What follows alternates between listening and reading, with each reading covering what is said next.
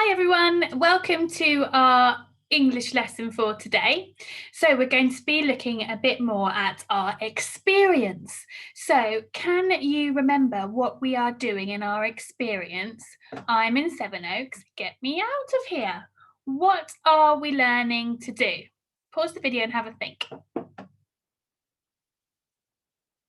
Hopefully you have remembered that we are learning to write letters, and we are going to write a letter to a new friend we haven't met yet in Australia, telling them all about the differences between the UK where we live and Australia where they live.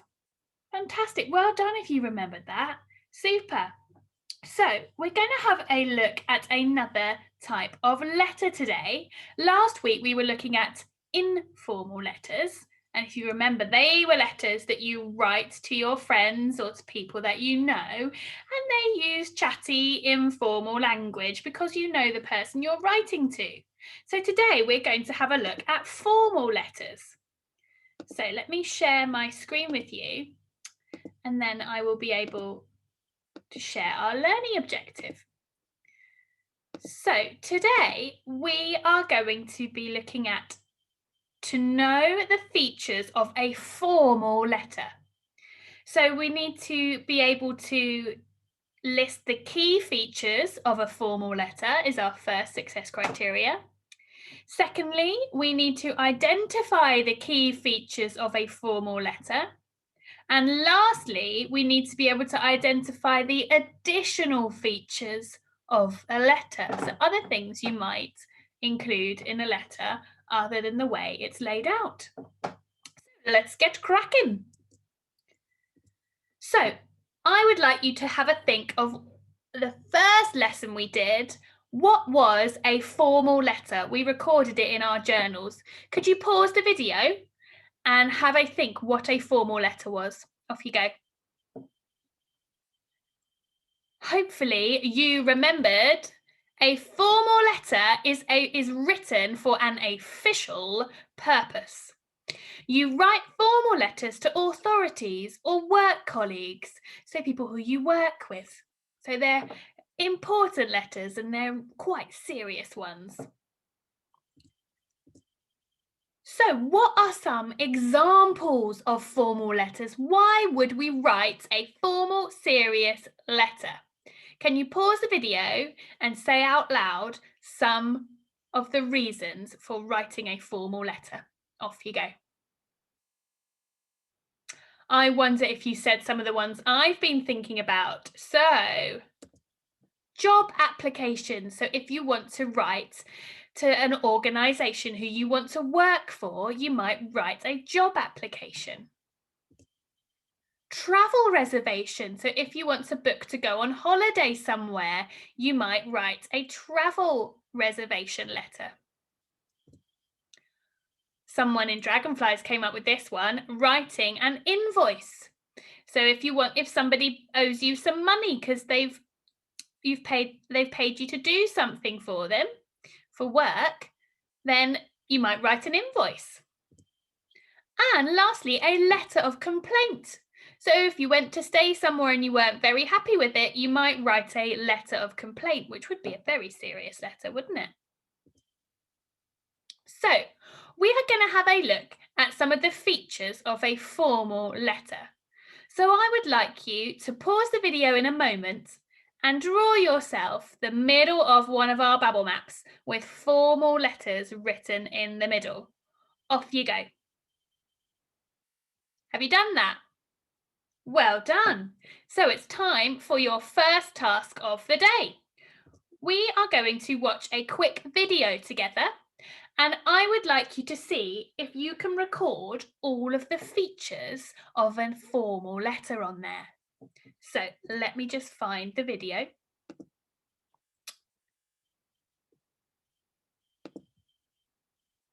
Bear with me 1 second. Got too many tabs open, Mrs. Clark. Okay, so we're going to watch this video together, and as we watch it, can you please write down any of the features of a formal letter you see? So the way that it needs to be laid out. Okay, off we go.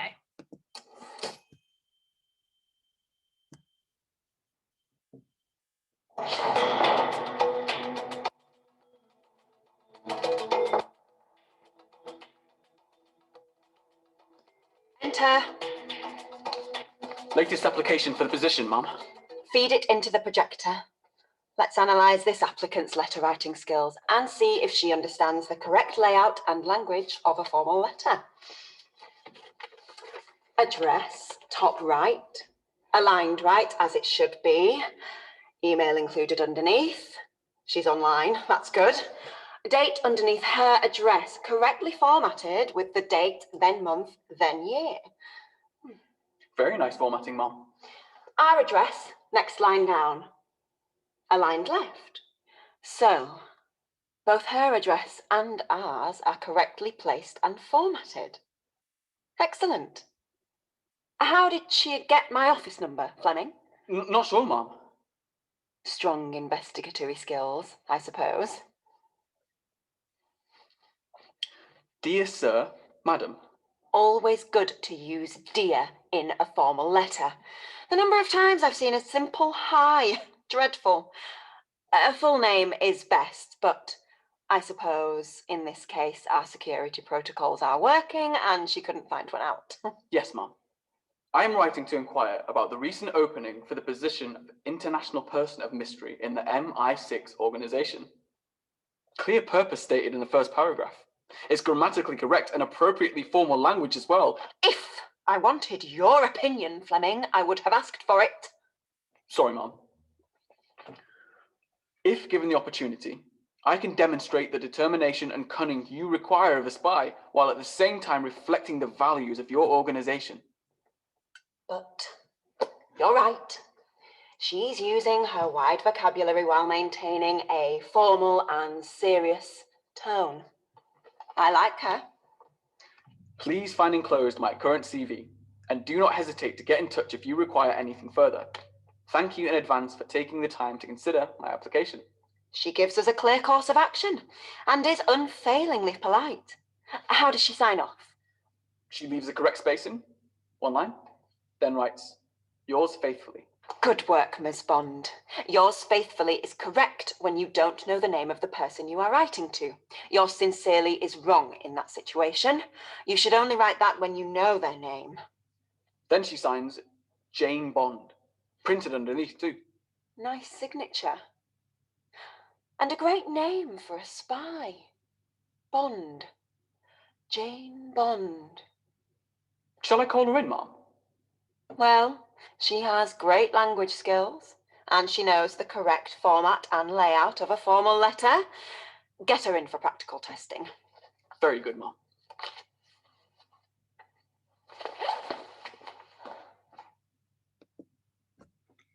Okay, so that was our video. Now you might want to use the link on the class page to watch that again. And make sure you write on your bubble map all of the different features they mention you need to include when you write a formal letter. So, as your first task of the day, can you pause the video now and make sure you've got them all written down on your bubble map and watch the video again if you need to. Off you go. Right, let's see if you got the same ones as me. Cool, I managed to get loads on my bubble map today. So, first of all, I noticed that I needed to have my address, so the address where I am sending the letter from. I also needed to have an introduction that states the purpose of the letter, so the reason I am writing it. I need to have the date on there, just like in our informal letter. There needed to be a conclusion at the end. So, summing up what the letter was all about. Did you know notice she mentioned using wider vocabulary, so using clever sounding words? Just the same in our informal letter, there was the body of the letter, the main part of the letter as well, I noticed. You need to also have the address of the person you are writing to on a formal letter. That is different between our informal and formal letters. And the way you sign off your letter is different.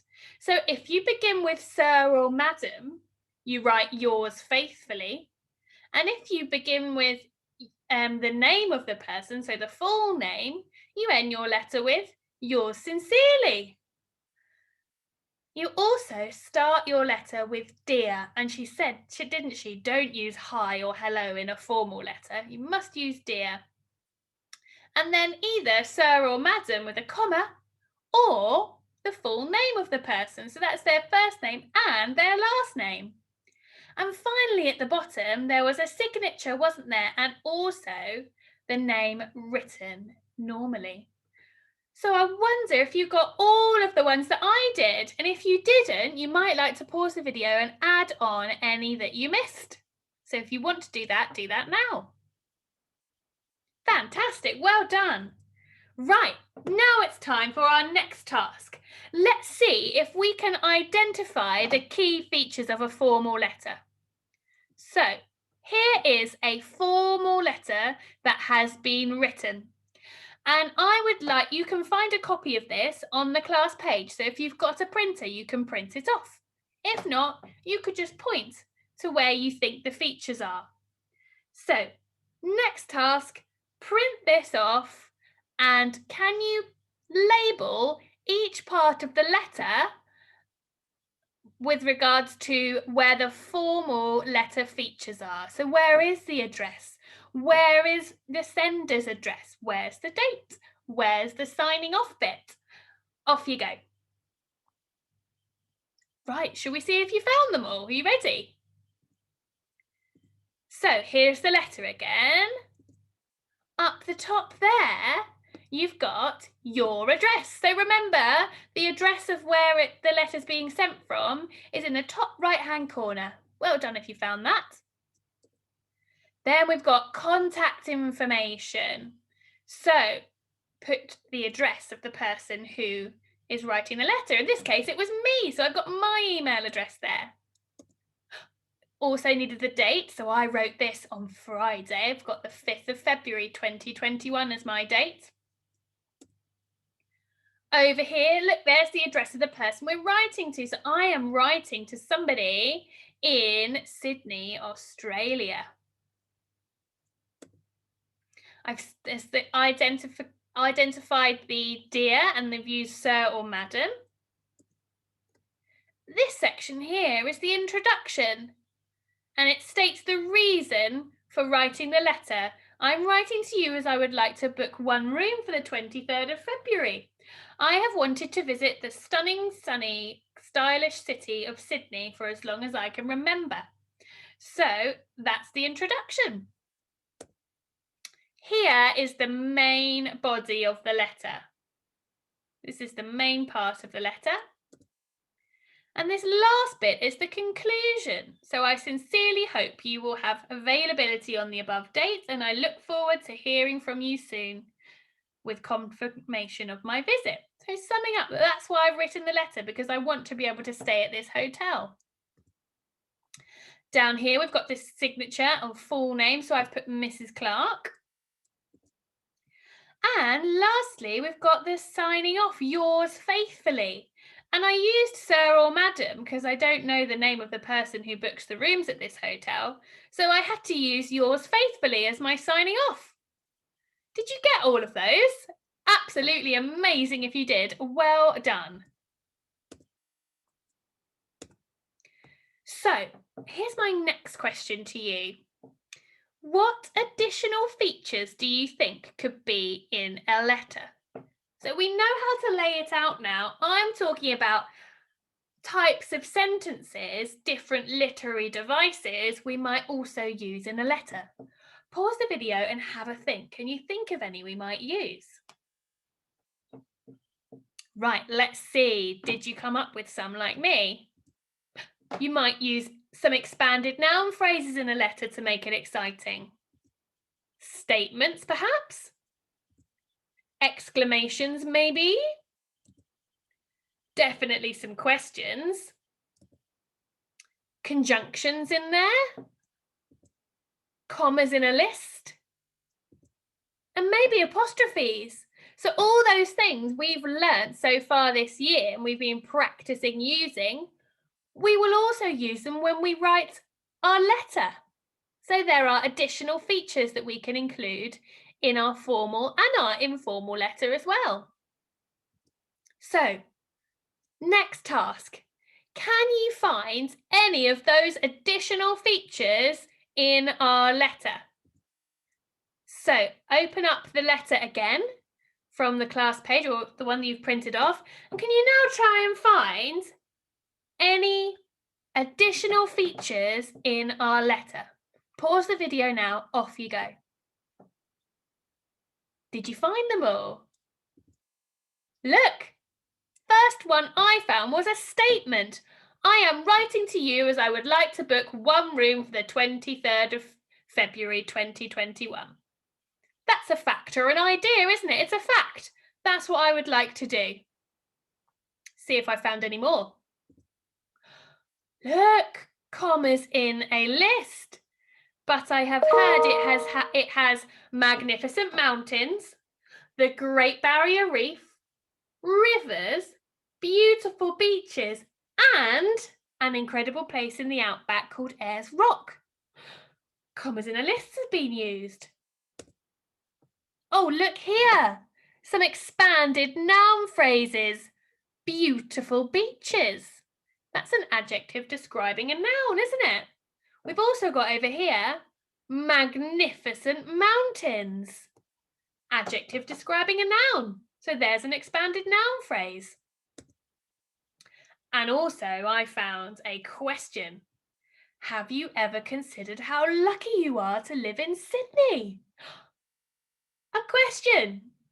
So that I was able to find 4 of our literary devices, 4 of our additional features of a letter. Well done if you were able to find them too. Super.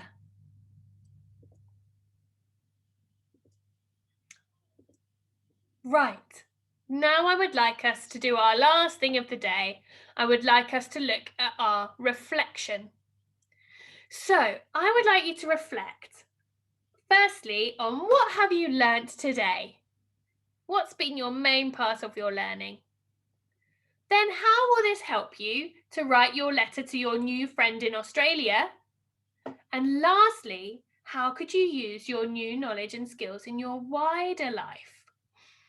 So, can you please either do this verbally and you could just say it, or maybe your adult might be really kind and write it down for you, or you can be superstars and you can write out your reflection for me, which would be brilliant because I really love reading them. So that is the end of our lesson for today. I hope you enjoyed it as much as I did, and I will see you all soon for another experience lesson. Bye.